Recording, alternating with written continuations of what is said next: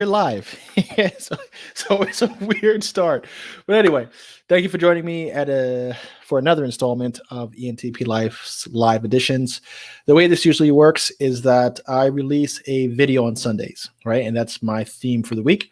Come Wednesday, I do a follow-up live where I talk about that particular subject. Now, on this channel, I mostly talk about real estate investing and my business ventures. And one of the things that has the most traction on my page is investing in €1 homes in Italy. So I did an entire series on that. I'm still in that project now. So I know a lot of you who are followers of this page are really here and interested in the Italy stuff. But today we're talking about Karl stuff and the things that I like. And that's aviation.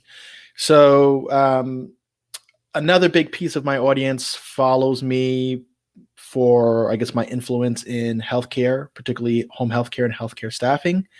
If you guys are tuning in for that, at any point in time, you could always shoot me an email, Karl@solospierre.com. Let me just put that in there.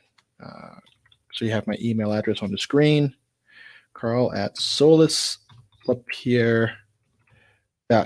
If you want to reach out to me because you're interested in starting a home healthcare agency, a staffing firm, just use that email address and include in the subject line, that you're interested in starting a staffing agency. Okay. And then that way I could shortlist you and keep you updated in what we have going on there. I am launching a new program where I teach even a new person how to start a healthcare staffing firm. And really, there's a few options there where it's just tutorials and then some direct mentoring where we hold your hand to make sure that you're able to get started properly and kind of avoid all of the hoops and circles that you may have to jump through if you were starting on your own. If you are interested in Italy-related things, just shoot me an email at the same email address that's listed down there. That email address is kind of where I filter people who are interested in talking to me about things. If you are interested in Italy, particularly Sicily, €1 homes, same thing, shoot me a message, subject line Italy. Third bit of my audience is really on my channel because they're interested in just real estate investing, real estate flipping. That's something that I do and have been doing since 2006.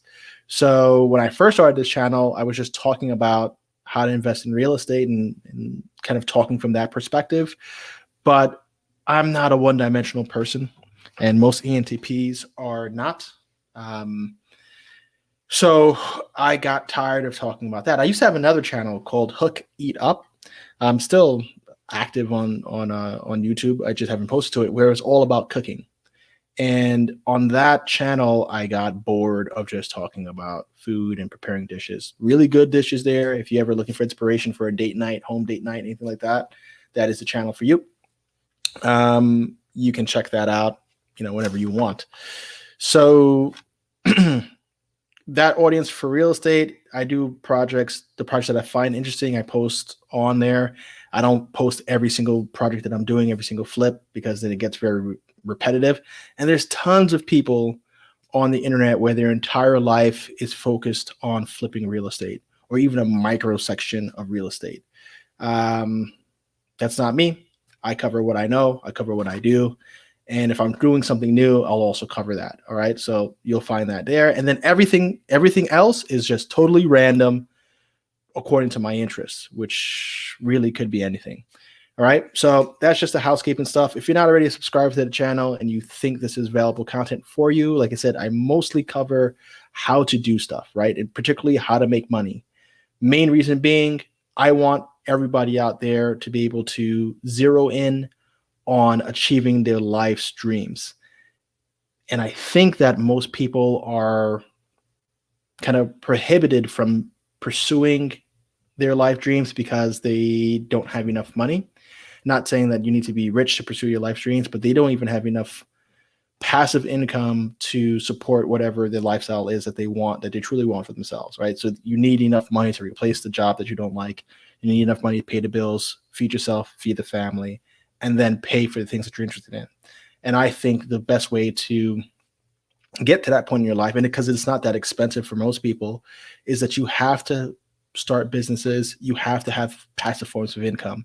So when I talk, it's usually from a place of how do you make money so that you could afford the things that you want, right? And since we're talking about aviation, and you guys are watching, is how do I make enough money to go out there and get my private pilot's license, which might cost $10,000 to $20,000 depending on your state.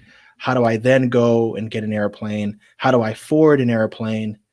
And all those things. It's like if you just made an extra $1,500 or $2,000 a month, you can hit all those points and now add aviation to the things that you are doing in your life. And if that's one of your life dreams, then that shouldn't be inhibited because you don't have enough money for it, right? That's really what makes money the root of all evil. It's that it prevents people from doing some of the things that they really would want to do. And I try to teach how to make money so that you can do whatever the hell you want. All right. Okay. So today's subject, as it relates to the video, is all about kind of flying over water and the risk associated with flying over water. And I think it's kind of important to talk about that because in the video, I was talking to Jeremy about kind of how in U.S. aviation, throughout flight school, all throughout everything, you constantly hear flying over water in a single engine is a bad idea. And most pilots, I would say, aren't coastal.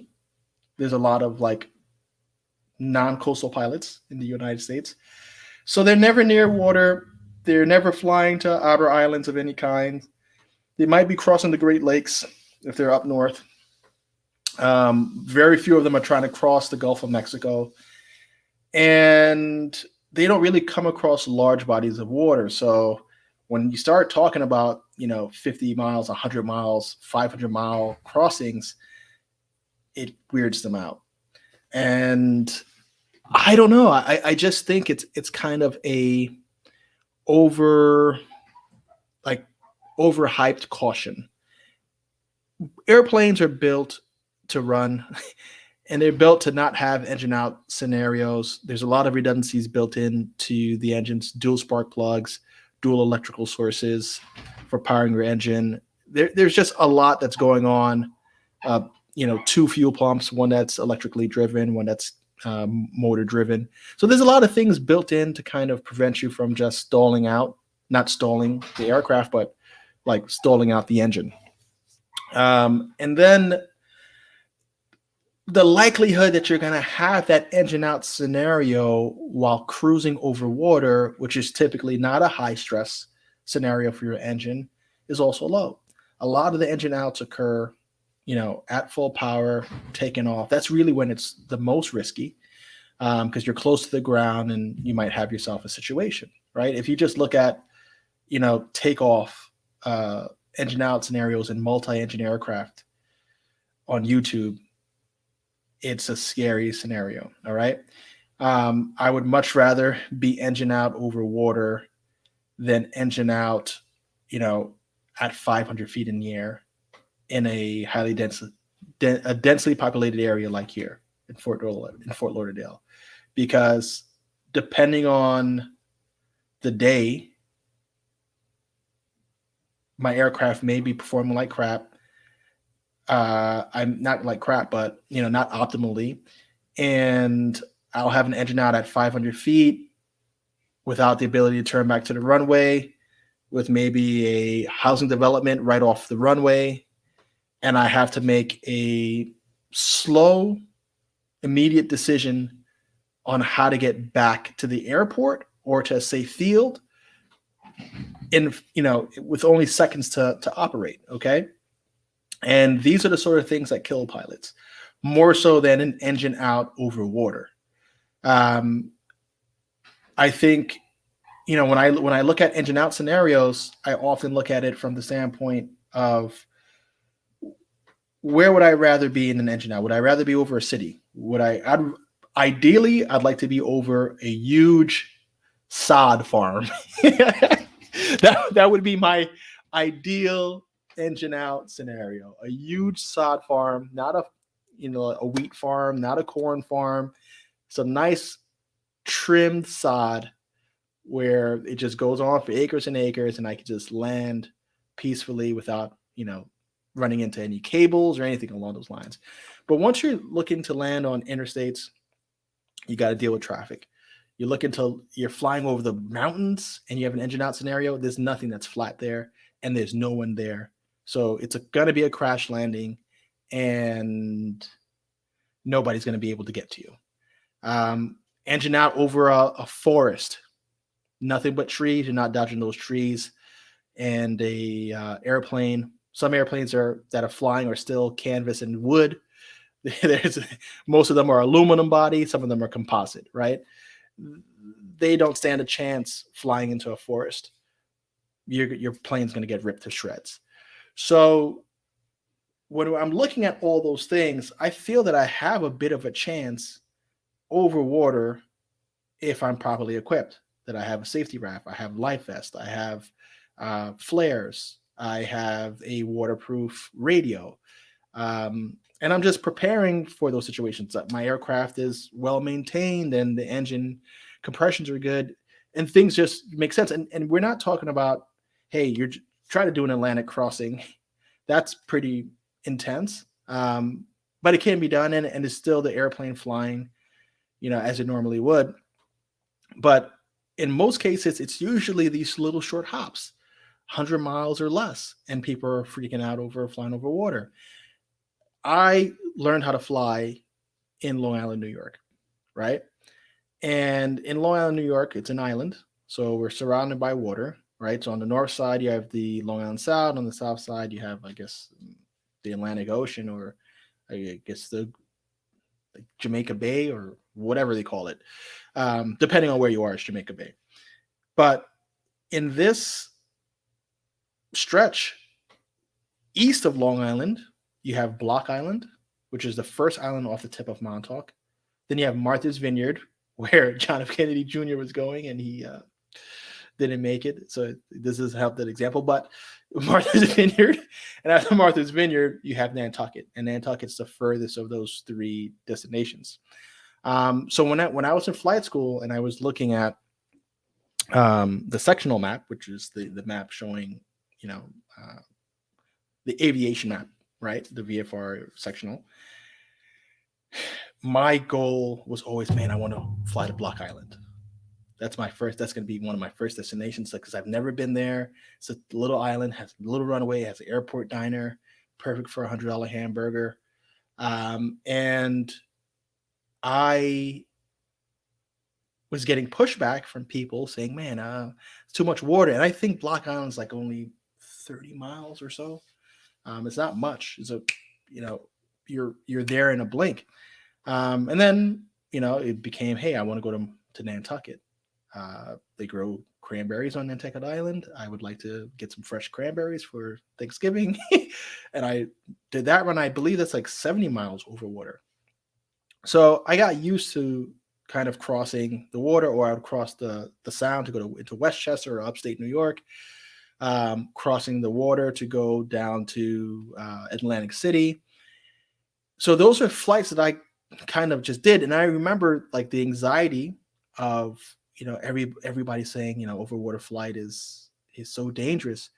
But the plane does not know you are flying over water or that you are flying over land. It's more of a mental thing, right? Once again, your engine going out in a flight is going to be bad no matter whether or not you're over water or over land. So if your aircraft is well maintained and you're prepared, then you might as well go for overwater flight. Obviously, if you're going to be doing long stretches, frequent stretches over water, then you might want to go into a turbine aircraft, which is a turboprop aircraft running off of a jet engine. Or you're going to want a multi-engine aircraft so that you have now dual engine redundancy, so that even if you have a complete engine out scenario, you have one more engine for safety to get you to your destination and you're not crash landing in the ocean. But for me, I think one of the trips that I'm planning on doing is a trip around the Caribbean, right? And I don't know if I could share my screen. I don't think I can share my screen, but if you were looking at the Caribbean from Fort Lauderdale, Florida, where I am based right now, you could go down across the Bahamas, over the Greater Antilles Islands, down to the Lesser Antilles, on around the coast of South America, up Central America, back out over Cancun, and from Cancun to Key West. In my aircraft, I could do it in less than 4 hours. So you have that stretch of water between Cancun, you have Cuba, then you have Key West. That entire circle I would like to do, but from the majority of that circle, you have islands for support, for emergency landings, for refueling of gasoline, plenty of places to stay and have a great time. And a lot of these islands are just a hop, skip, and a jump away from one another.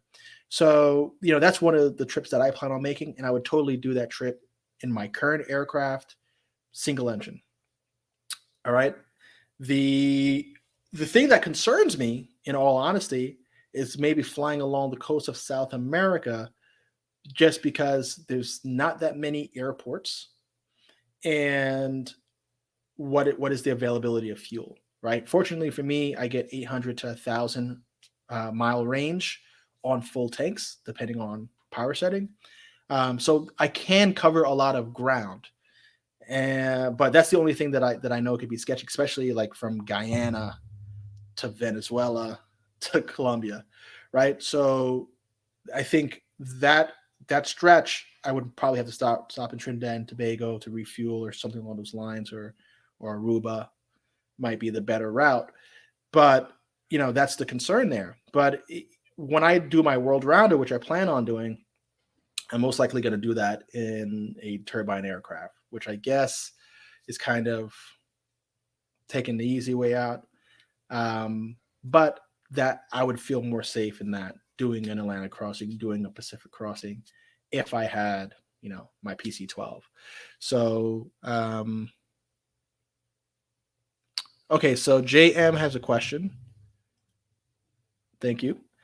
Do you rely on instruments when flying over water, or visible flying rules? VFR, I'm not instrument rated, so I don't know if you're a pilot or if you're just kind of learning.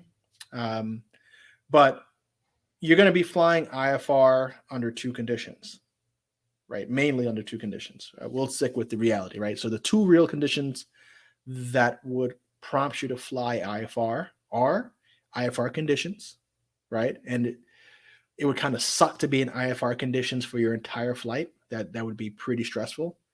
And you're also going to fly IFR if you're flying in Class A space over 18,000 feet. All right, that's automatic IFR. Now, you could visually fly at that range if it's visible conditions, but above 1,800 feet, you must be flying IFR. That's just the rule. If I'm flying on a VFR ultra clear day through the Caribbean, there's no reason for me to be on an IFR flight plan. Just you'll probably have 20-mile visibility. More than that. On a really clear day, there'd be no reason to fly IFR. You're only flying IFR when you visually cannot see, and it's usually in moments of takeoff and landing, right? You're rarely going to have IFR conditions en route, because you're going to want to get above those clouds and clear of those clouds so that you're flying peacefully. You might fly en route, still on an IFR route. But there's oftentimes pilots may take off IFR, cancel as they get out of the IFR conditions, especially if where they're landing is forecasted to be VFR, or visual flight rules. So, you really are just using, in that particular scenario, you're using the IFR conditions to get out of your airport, take off safely, get routed safely into clearer conditions. And then also for the landing, so that you're following a fixed procedure for landing at an airport when you cannot see the runway. All right. So that's typically when you're doing it. Hello, fellow ENTP. What's going on? Welcome, welcome, welcome. Any other questions related to aviation?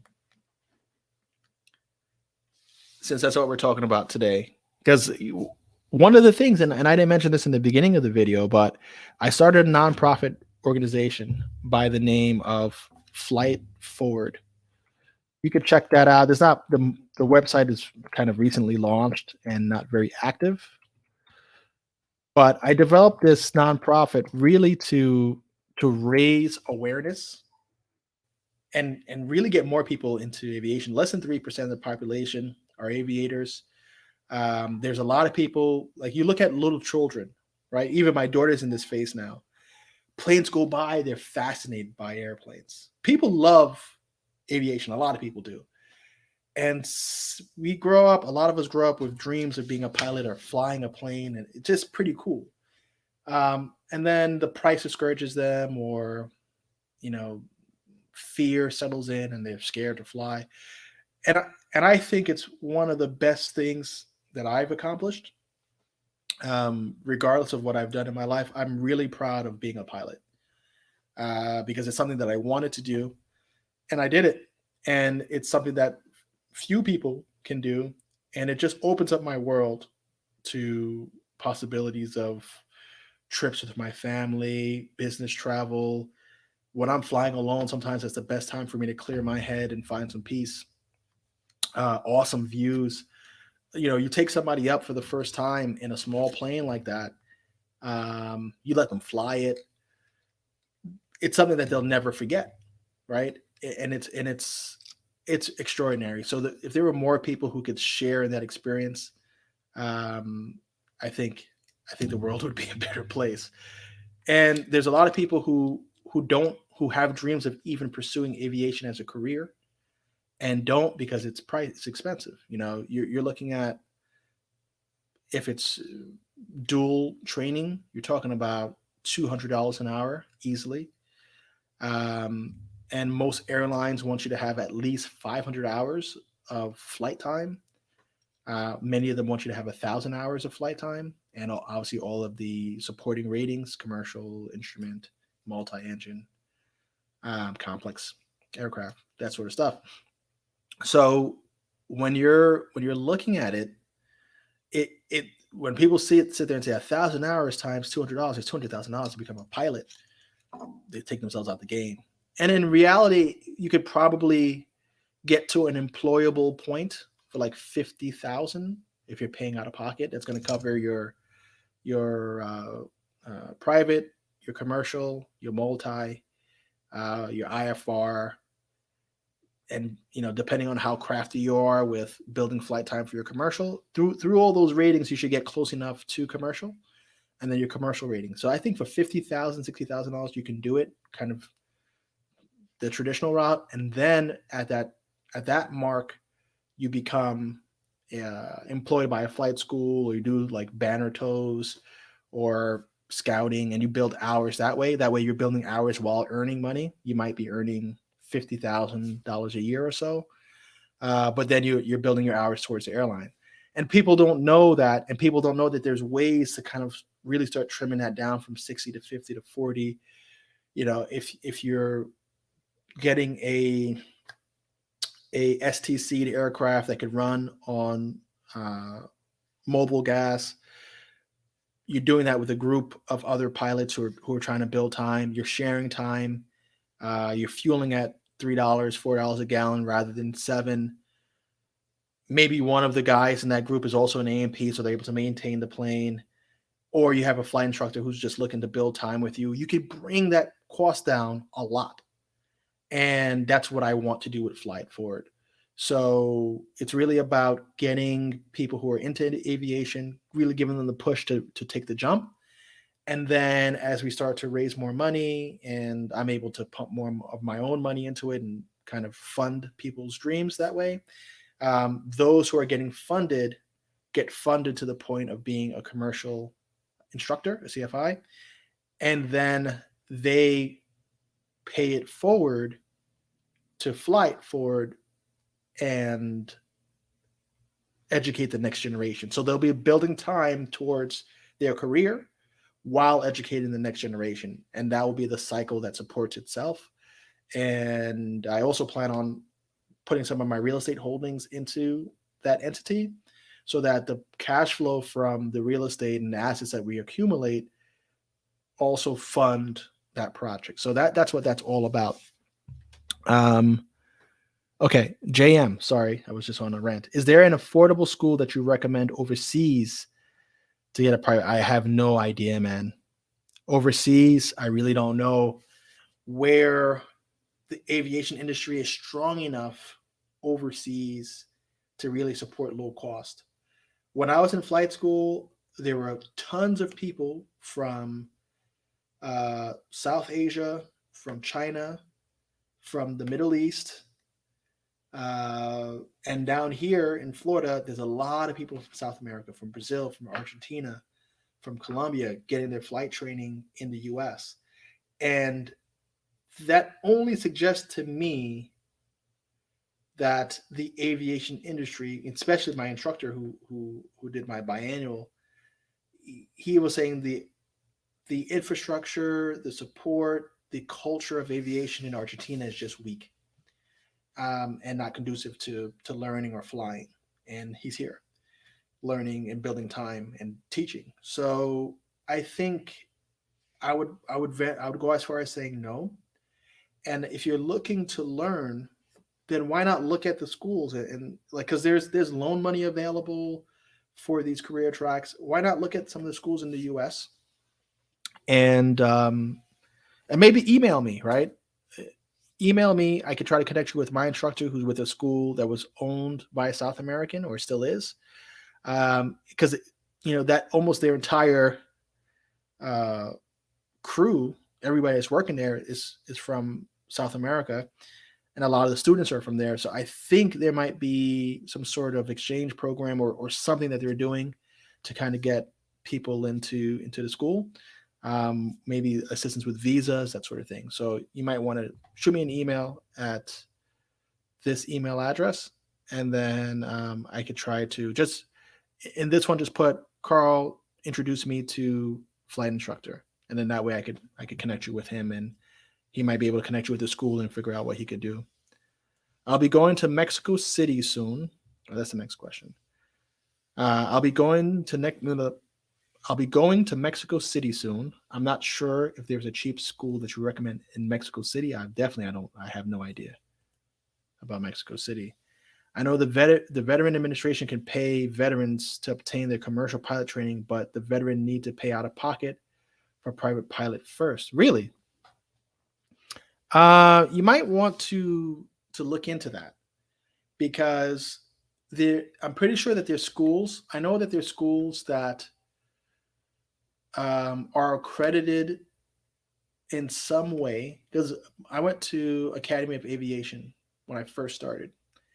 And I remember at the Academy of Aviation, they were going through some sort of like accreditation process to accept financial aid and kind of be set up like a university program or something along those lines, or like a trade school, which I remember it was a pretty big deal for them because it would open up funding sources.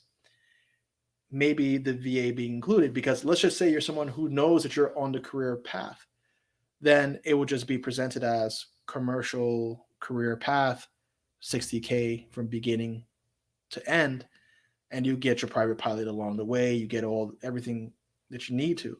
So I'm pretty sure that's what's going on there. Any other questions pertaining to aviation? It's quiet in here today. And see, this is the problem that I think we have, right? Aviation's so freaking cool, but when I'm talking about aviation, we have 8 people in the live. Just because, it's just out of people make it seem like it's out of their reach, but it's really not. I think it's pretty achievable. I think when you look at the amount of time, it takes you about a year to get your private pilot's license. You're flying 1 to 2 times a week. You'll get through it in about a year's time. And once you have your private pilot's license, the skill that you have, that you'll make friends in the industry, and you could just start taking family trips, dates, solo flights. There's just so much that you could do. But yeah, so anybody else who's here who has questions, please let them rip now. There we go, JM. I love aviation. Have you played Flight Simulator 2020? If you do, you feel it helps with flying in real life? Okay, so that's one thing that I want to kind of bring to Flight Forward. I was using a flight simulator when I started to learn how to fly. I had one set up at my house. I still have the simulator in my office in Queens, New York. I think a simulator can dramatically reduce your training time, because a lot of what you're doing in aviation is kind of rote muscle memory, right? So a lot of your instruction, when you first start learning how to fly, at least this is how it was for me. Day number 1, I taxied the aircraft, took off the plane myself, and did a few turns in the air. That's it. That was lesson number 1. Okay. And each lesson kind of builds on that. Then they hand over the radio to you, so you're handling your own radio communications. Then you start going into the maneuvers that prepare you for landing. So everything that they do is kind of progressive to prepare you to land and to deal with emergency situations. That's the majority of your education. And then kind of controls of the aircraft, right? So you're gonna reserve time typically in 2-hour blocks. You get to the aircraft, you pre-flight the aircraft. That's going to take you 10, 15 minutes. You untie it, check the oil, do all that stuff. You start the aircraft up, you get the weather, or maybe you get the weather first to save on fuel, but you get the weather, you fire up the engine, you contact ground, you get your clearance, or you contact clearance and then ground and tower or whatever. However you're set up, depends on your airport. And then you taxi onto the runway. And if you're at a busy airport like Florida Executive getting your flight training, or you're at MacArthur, or you're at wherever else that's a busy Class D or Class C airport, you're going to be sitting for a while because there's going to be jets landing. There's going to be other flight schools there. You're just burning time. By the time that you actually take off, you might have killed half an hour of your lesson. Okay? You got to fly in the air for about 1 hour and 15 minutes. Your instructor is going to test what they've taught you on the last lesson, because it could have been a week, 2 weeks, a month since your previous lesson. You lose skills. So they're going to say, all right, yesterday we were doing stalls. I want you to give me a power on stall. I want you to give me a power off stall, that sort of thing. So half the lesson is going to be reinforcing what you learned in the previous lesson. And then they're going to potentially teach you a new maneuver or try something new. So to answer your question as far as whether or not the flight simulator helps, the reason it helps is because it allows you to practice all those things on your own. Okay? So that by the time that you step into the next lesson, you have perfected the mechanics of it the way that your instructor has taught you. And the flight simulators have real synthetic vision where you can download packages where you see all of the landmarks in your local area. Okay, so your airport will be identical. The runway marking is the same. The land, what's it called? The landmarks are the same, right? By me, there was a landfill, and even now there's a landfill that I use. There's a stadium that I use as a visual point of reference. There's a highway that I use. So all of those things are in the flight simulator. So you can start, instead of chair flying and imagining, okay, if I was going to do a power off stall, what do I need to do? I need to get the plane slow, flaps up, uh, you know, pull back and stall out, right? Whatever. So you're going to want, instead of doing that mentally, you could physically do it. Physically monitor all the gauges, get your scan right, all the visuals right, everything. You could practice what you were taught 2 times, 3 times, 4 times in a row for free at home. Okay? That way, when you go up in the air again with your instructor, even if it's been a month, you haven't lost the skills that you learned in the previous lesson. So in that first half hour where he's testing yesterday or the last lesson, you get through it, you move on to the next one. Because if you still suck, then you're going to be doing that same lesson 2, 3, 4 times until he's confident you have it right. So definitely using the flight simulator can help, right? Because it's going to reduce your in-air time and save you money, right? And it'll really allow you to build your skills. And there's another, I forgot what it's called, but there's another simulator that ties into Flight Simulator where you can actually, it's like a mock air traffic control, okay? Where there's people who are training to be air traffic controllers that are on the radios, and they're watching you on the flight simulator, and they're able to give you the same vectoring and the same instruction, and they are practicing on their end too. So now you have a completely virtual environment where you're simulating flight, both radio and flight itself. So I think for the amount of money that's going to take you to buy a yoke, to get your rudder pedals, to get your screen set up, maybe you spend $1,500. I guarantee you're going to save that in flight school if you have a simulator set up at home. And another thing that you could do that helps, one thing that I personally do when I'm flying into a new airport, I like to fly into that airport, especially if it's a small airport, not a class D or C airport, but like an uncontrolled airport, untired airport. I like to fly into them for the first time alone before I put my wife, my kids in there. I only got one right now, but excuse me, before I put my wife, my kid in there, I like to at least be able to see what I'm dealing with, see the runway, understand if there's any weird wind in that area because it's near a mountain, near a building, near whatever. And I like to go there on my own. Now, I could do the same scout flight on a flight simulator because I could start to condition myself and say, hey, as I approach this airport, it's got a 50-foot wide runway, which is pretty skinny. It's 50 feet wide, little air park. When I'm approaching runway 9, I should see a shopping mall, right? So if I'm going to just be straight in for runway 9 from a distance, then, or, a long base or whatever the case may be, I'm coming from, let's just say, south to north, and I'm on a long left base to final, and there's right before final on runway 9 is a shopping mall or a hospital like there is at Randall Airport in Middletown. I could say, all right, hospital in sight.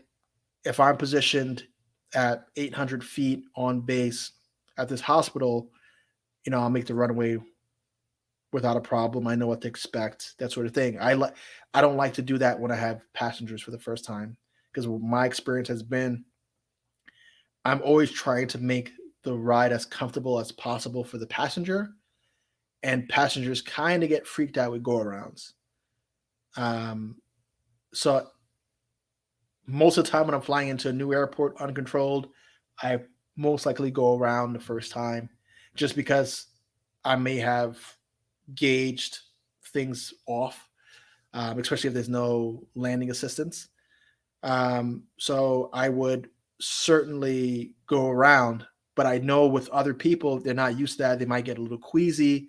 They might start freaking out. Then you got to calm them down while you're landing at a new airport. It's just too many stressors that could lead to a bad situation.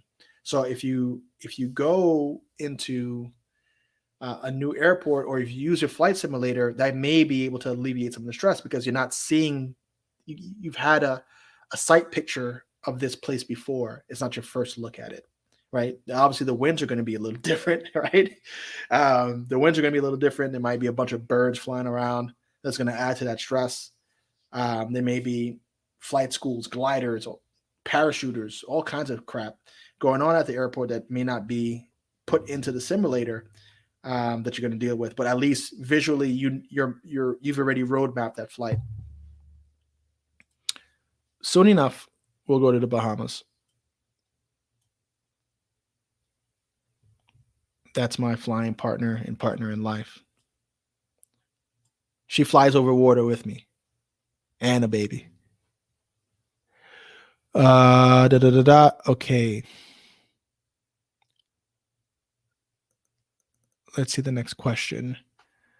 Do you need to have FAA medical card for private pilot license, or just for you have to have clearance, FAA clearance, and medical for all operations. You even need to get it before you solo. That was one of the, I don't even know when you get it, but that was one of the earliest things that I got. And I definitely know for sure you need it before you start your solo flight. Nicholas Lambert, you need a third class medical for private. Commercial requires second or first, depending on operations. Light sport only requires a driver's license for medical. Thank you for clarifying that, Nicholas. Do other pilots make fun of you if you make a couple go-arounds?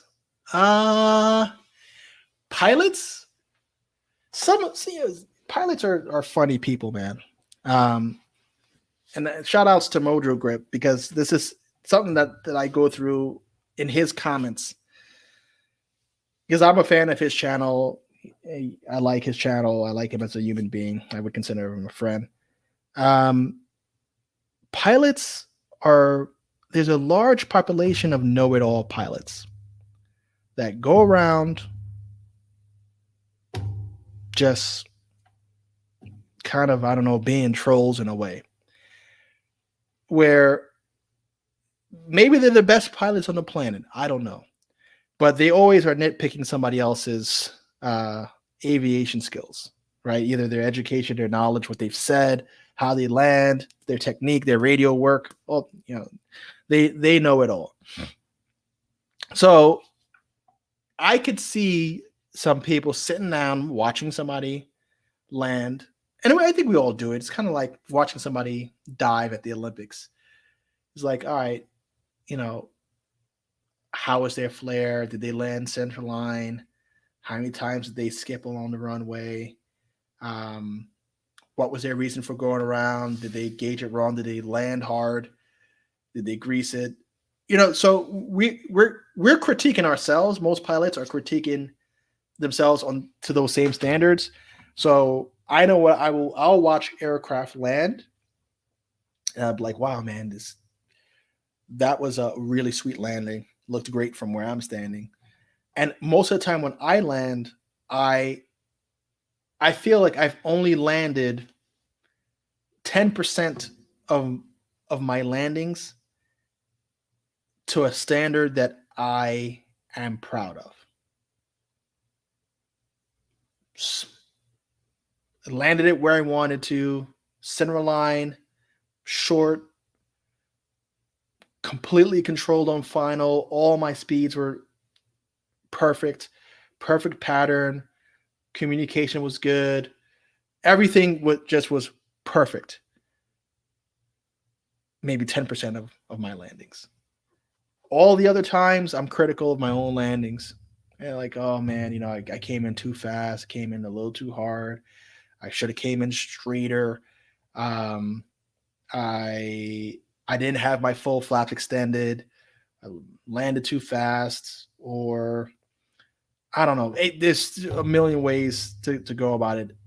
Oh man, I didn't use my checklist on this landing. So I think pilots, we want to hold each other accountable to be safe and to do the right thing. And when you're learning how to fly, the go around is your friend. Okay. The go around is meant to keep you safe because it's a bad landing that would cause you to skip off the runway, destroy your plane.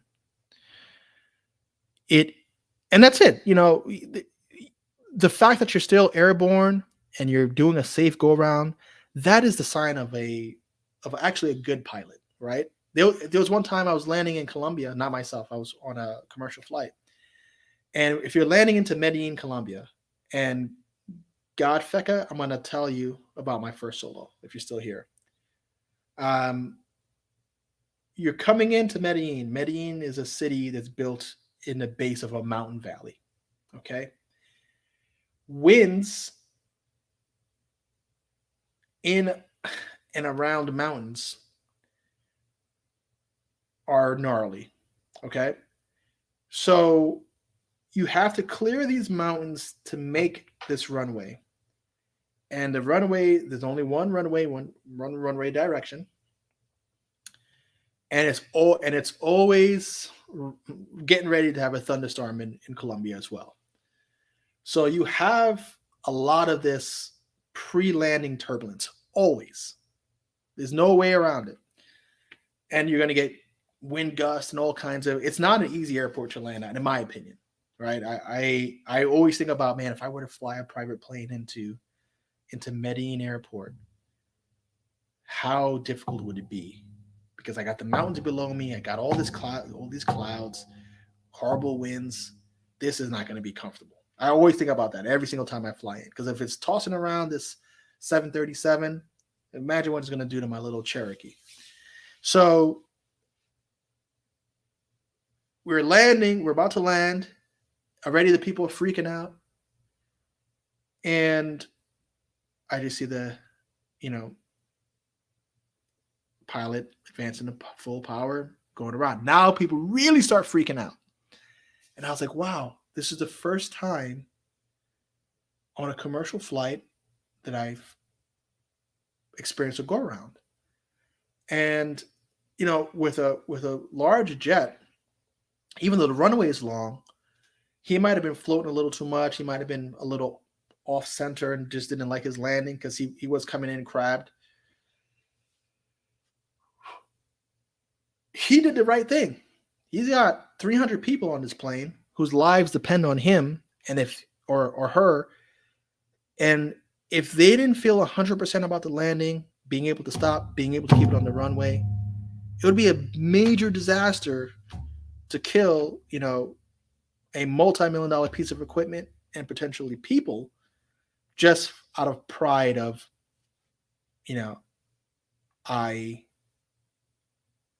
I didn't go around. I stuck it.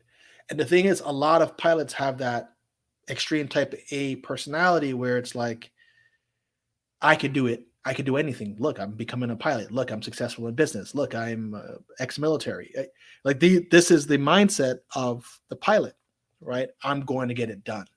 I'm going to make it.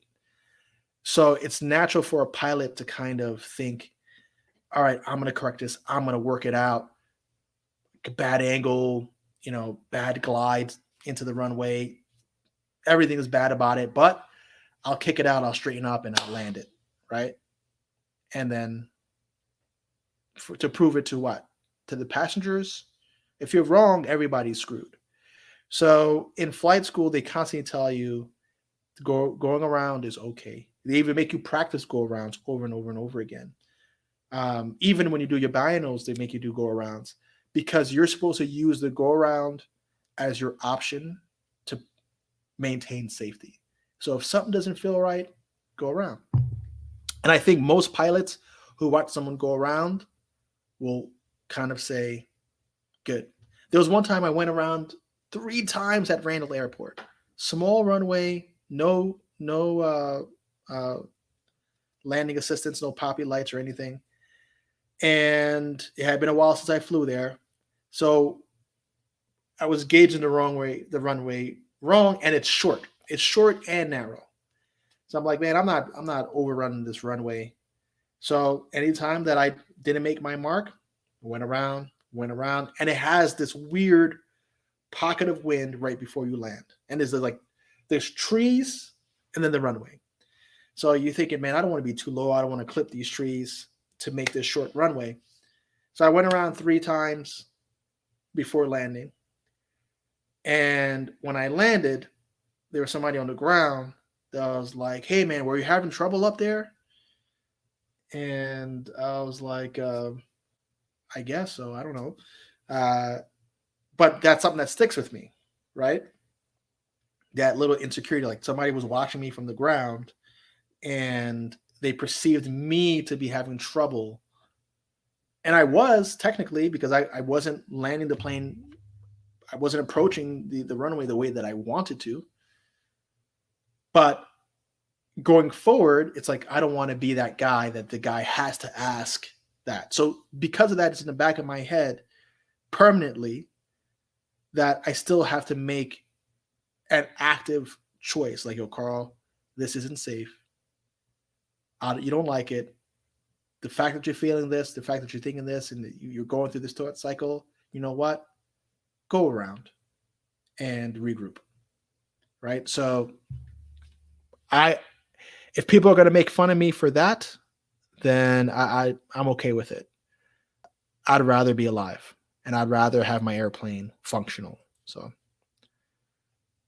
my first solo, Godfecker 2009. Okay.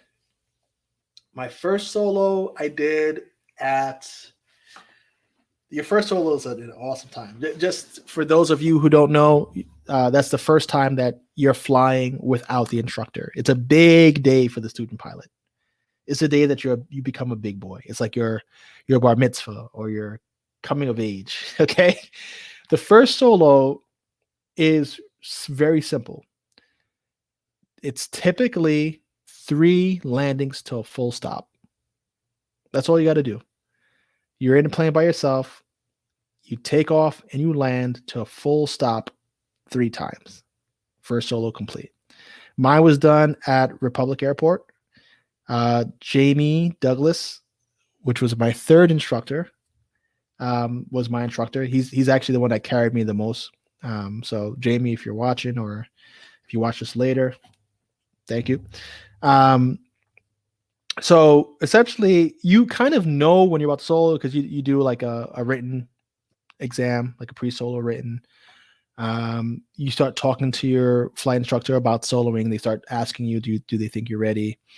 And then you start to notice that they kind of become more and more hands-on. Like, one thing that I started to notice is when I was landing, Jamie would literally sit back in his chair like that, hands off the yoke, hands off the rudder, looking out the window, not really giving it much thought. Probably glance over to watch my airspeed to make sure my airspeed was on point, and really just there to tell me to go around or to adjust, but more hands off. So he's more secure with my flying at that point. So once you start getting to that point, you could say that you're prepared. So I felt like I did my test. He had spoken to me about soloing, so I knew it was going to be in the next 2 or 3 sessions. I even have my first solo video on one of my phones. If I go through my history, it's there, like me recording myself. So I'm about to go on my first solo. So I was at Republic. I was flying a DA-20, and I really liked that plane. I think eventually I'll buy another aircraft and I'll buy a DA-20 because, man, they're cool planes. But anyway, so I did my first solo in a DA-20 Republic Airport. The weather was pretty good. It wasn't like they're usually not going to take you out in bad crosswind conditions. It's going to be a really nice VFR day when they decide to let you do your first solo, because they want conditions to be optimal for you, right? So it was just like that, a little nerve-wracking, but it's like, well, I've done, I don't know, 30, 40, 50 landings by this point. I think I had 30 hours. Excuse me, sorry. I'm burping as always. I had about 30 hours of 30 hours of instruction time. I was about there. Check my logbook. Oh, woo-hoo-hoo. I still got my little Cessna bag. Yeah. So I think I had about 30 hours of flight time by the time I did my first solo. Da, da, da, da, da.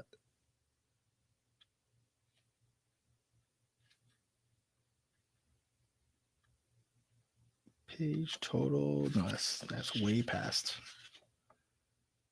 Day 20. Okay, so in July of 2017, I did my first cross country solo. And July, look at that. July 5th, 2017 was my first solo. July 5th, 2017, first solo in the DA-20.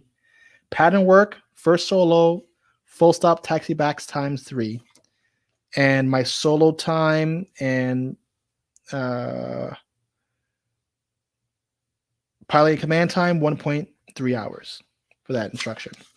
And from that day on, you're able to go out and start practicing by yourself, right? So you remember I told you 7.5 was my first solo, 7.20, 15 days later, was my first cross-country solo. Meaning, and that wasn't that far out to actually think about it. So once you clear your first solo, what you're able to do is whatever you're limited to, right? By yourself. So I was able to now take the plane on my own, go out to the practice area, and do all of my maneuvers. So I could go out there, practice stalls, practice steep turns around a point, whatever else, turns around a point, emergencies, slow flight, whatever I wanted to practice. For me, the thing that I was practicing the most was freaking steep turns and turns around a point. Those were the things that troubled me the most, I would say. So you would take the plane, go to practice. You could go to the practice area by yourself. You don't need the instructor there anymore.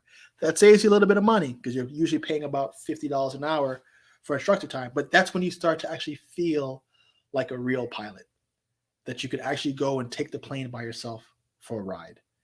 You're not going to any destinations yet. You're going to the practice area and back to the airport. My solo cross country, which was more than 50 miles away, I was going to Groton Airport. And actually, flight training becomes easier when after that point, I would say, because then you start doing, more simulated IFR, which is stressful. That's stressful. But the easy part is you start flying from point A to point B. Okay, what you're gonna flight plan from Republic Airport to Groton Airport.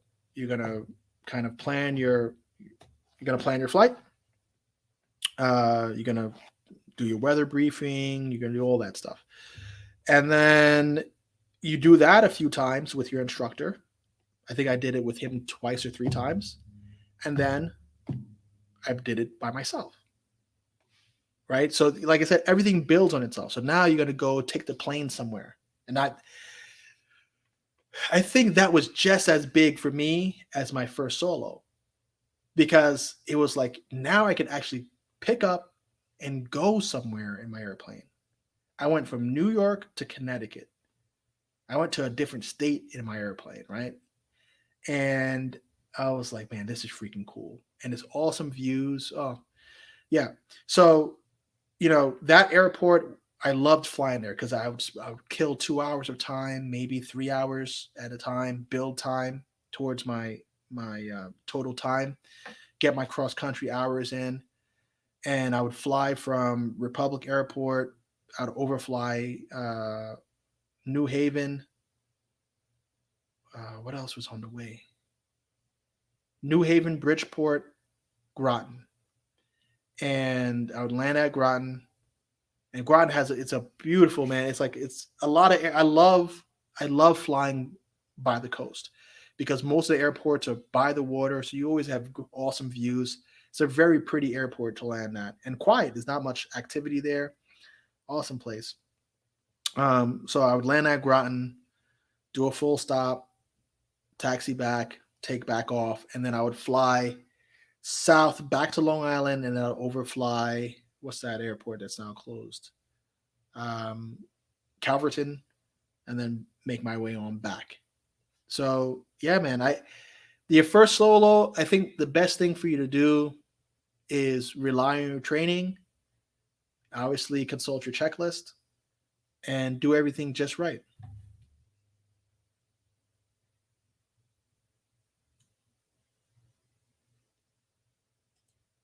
Hello to you too. Welcome, Saphir lady. All right, so oh, there's two more questions. No, there's one more question. JM, if you're still in the building, do you have to speak the local language in the radio when communicating with ATC in foreign countries? From what I understand, ATC throughout the world must be in English. And the reason for that, and if you haven't noticed this, every single airport has the local language in English. Remember, in America, we made the first airplane. Right? So all of the aviation rules are usually related to American rules and very similar for the most part. So air traffic control has to be in English throughout the world. And I remember that being taught to me. So you must speak English in order to be a pilot, at least enough English to communicate emergencies, to communicate as a pilot. So yeah, I guess that answers that question. It's going to be in English. All right, guys, ladies and gentlemen, that is my time. Thank you for taking this time out, especially for those of you who aren't into aviation. Actually, both obviously those of you who are into aviation, thank you for coming. Lovely chat. All you student pilots out there, it sounds like there's student pilots in the building.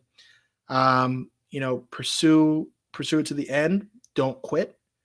Get your private pilot's license. Try to get your IFR soon after that. I wish I did that because now I'm like just dragging tail on getting my instrument rating, and I wish I had it.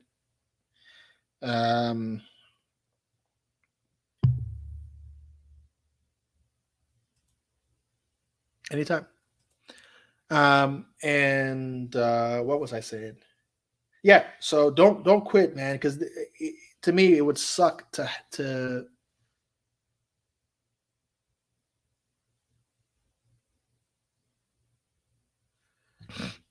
really. This is interesting. So ICAO countries as well as FAA, English is required, but here in Puerto Rico, everyone speaks Spanish on the radio between planes, right?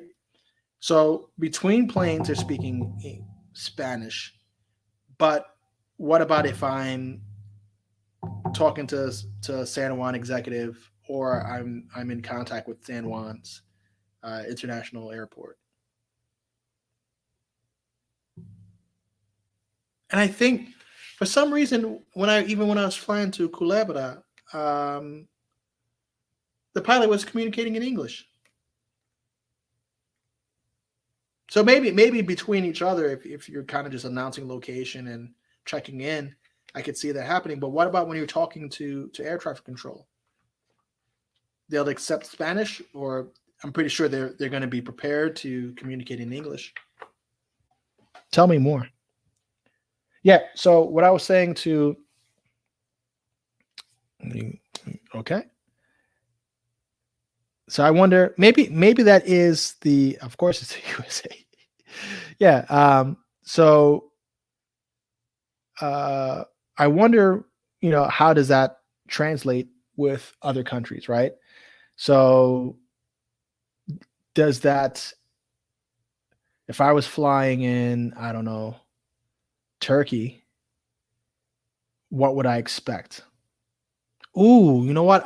I did hot air ballooning in Turkey, and I think they were speaking their native language. Damn, I can't remember. Banter between planes. Yeah, I think that makes sense. That totally makes sense.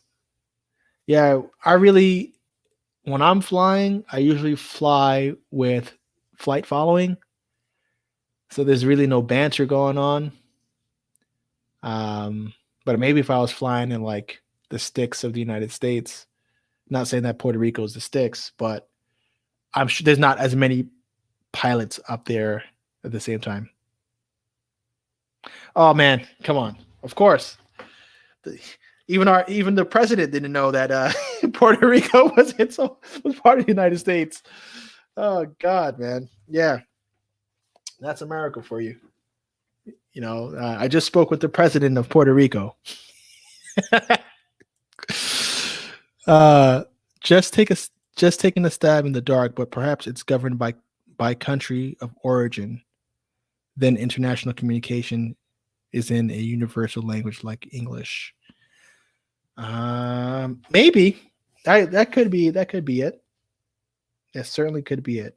But once again, thank you guys all for joining me here today. You're always welcome to joining in any chat, whether or not we're talking about aviation. Those of you who are training, who are aviators, man, keep up the good work. Try to take as many people up as possible, spread the awareness. Definitely check out my website, Flight Forward. That's www.flightforward.org. There's not much going on there, but it gives you a general idea of what we're doing. And I'll see you in the next one. Take care.